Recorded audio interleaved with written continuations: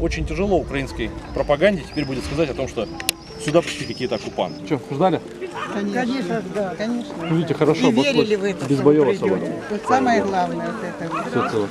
И слава Богу. Ну, я смотрю, людей много, все на улице вышли. Все ж вас хотят увидеть, обнять, поцеловать. Как настроение? Прекрасно.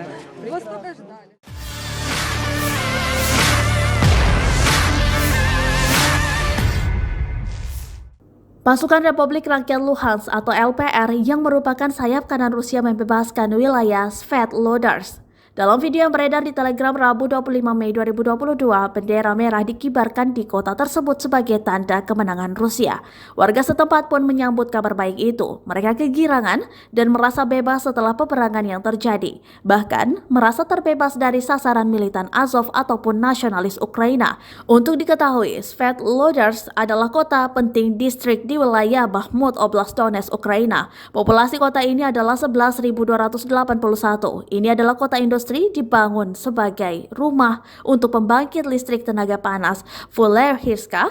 Dalam perang di Donbas, kota ini berada di dekat garis depan dengan separatis Republik Rakyat Donetsk.